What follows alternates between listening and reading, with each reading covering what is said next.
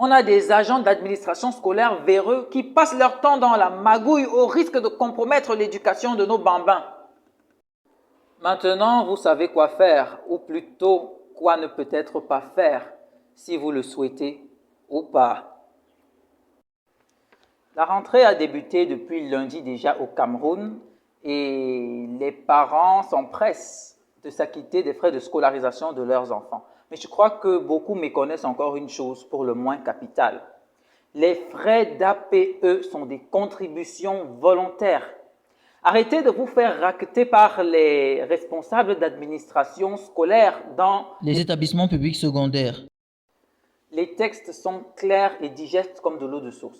En effet, selon la loi du 19 décembre 1990 consacrant la liberté d'association dans notre beau pays, chacun est libre d'adhérer à une association ou non.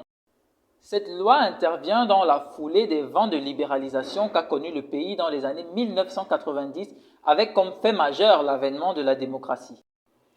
Par la suite, en 2001, va alors intervenir un décret présidentiel signé par le président de la République, son Excellence Paul Biya, le 10 février 2001, portant organisation des établissements scolaires publics et fixant les attributions des responsables des administrations scolaires dans notre pays.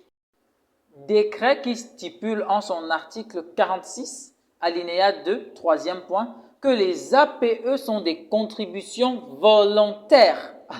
Je répète, des contributions volontaires des ressources financières des établissements publics scolaires. Ce qui crée l'imbroglio, ce ne sont pas les textes cités plus haut, car ils retranscrivent parfaitement ce qu'est la chose, ce que sont réellement les APE, les frais d'association de parents d'élèves, à savoir des contributions volontaires. Mais ce qui fait problème, c'est la circulaire signée en 2008 par le défunt ministre des Enseignements secondaires, Louis Bapès, fixant les modalités de fonctionnement des associations de parents d'élèves. Pour faire simple, la circulaire parle d'un contrat d'adhésion des parents dès l'inscription de l'élève. Toute chose qui est une entorse à la loi de 90 sur la liberté d'association et qui plus est à la Constitution, loi fondamentale d'un État qui consacre le principe fondamental de liberté. Liberté qui est le droit de faire ce que les lois permettent et jouir notamment de ces droits garantis par les lois. C'est ce qui se fait de mieux dans un État de droit.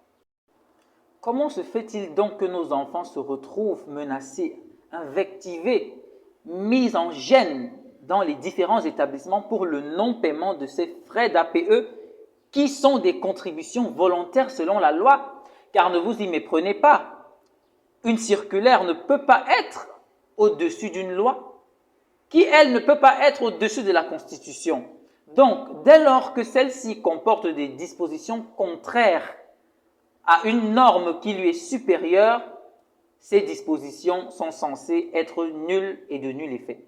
Alors, c'est à tort que nos enfants sont secoués, que nos enfants sont troublés dans les différents lycées. Que l'on soit bien clair, il n'est du devoir d'aucun parent d'être contraint à construire une école, à acheter des bancs ou même encore à payer un quelconque enseignant. Cela relève des missions régaliennes de l'État et c'est pour ça que nous sommes imposés. C'est pour ça que les citoyens camerounais sont imposés au quotidien. C'est pour cela qu'il y a une planification gouvernementale axée sur l'impôt qui est prélevé. Alors, ces prétextes comme quoi on va acheter des bancs, on va payer des enseignants, désolé, mais ça ne tient pas la route. La preuve, combien de bancs sont construits chaque année? La somme des enseignants qui doivent être payés, ça fait combien? Et combien il en reste? Combien de bâtiments ont poussé dans nos lycées ces 10 dernières années, soi-disant au nom de l'APE qui est collecté à des millions? Non, mais il faut arrêter de prendre les gens pour des imbéciles parce que ça devient à la limite ridicule. Parce que s'il fallait suivre la logique de développement de nos lycées sur la base de la collecte des APE, je suis désolé, mais on n'aurait rien à envier à des structures privées de renom. Suivant cette logique, les salles de classe devraient être à l'heure actuelle bien électrifiées, ventilées et même carrelées. Mais pour le coup, excusez-moi de le dire, c'est un peu trop basique.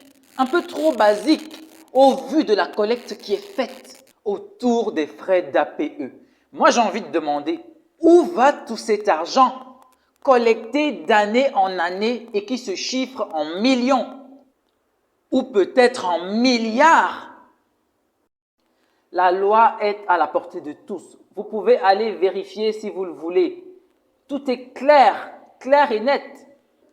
Que dans l'unanimité, chers parents, vous me parliez d'un devoir patriote dans lequel vous vous reconnaissez obligé de contribuer à ces frais d'APE, je n'en dirai point mot. Mais que l'on me brandisse la thèse de la légalité, la thèse de la contrainte, je dis non. Non, non et non. Parce qu'il n'en est rien, tout simplement. Jamais les textes ne stipulent qu'il s'agit de contributions obligatoires. Il est de votre droit de savoir que vous êtes en droit de ne pas payer. Ça me fait un peu mal parce que je vois des familles qui ont de la peine à vivre, de la peine à subsister, aller se mettre en difficulté pour le paiement de ces frais, sous la contrainte. Ça fait mal de voir une veuve avec des orphelins, sous l'effet de l'intimidation, aller se mettre en difficulté pour pouvoir payer ses frais qui relèvent de la volonté de chacun. Ces frais qui relèvent de la bonne volonté de chacun. À moins que je ne comprenne plus le français et que je sois complètement débile, veuillez m'éclairer s'il vous plaît sur la notion de volontarisme. Quand on parle de volonté, il s'agit du désir intentionnel propre à chacun d'agir en fonction de besoins, de nécessités, d'orientation et je ne sais quoi d'autre. Mais lorsque la contrainte est mise en avant, on ne peut plus parler de volonté propre à qui que ce soit. Et c'est le cas en l'espèce. Parce qu'on a des agents d'administration scolaire véreux qui passent leur temps dans la magouille au risque de compromettre l'éducation de nos bambins. C'est tout simplement injuste. Et n'allez surtout pas me demander ce qui se cache derrière ces actions malhonnêtes, car je vous laisse le soin de deviner. Maintenant, vous savez quoi faire, ou plutôt quoi ne peut-être pas faire, si vous le souhaitez ou pas.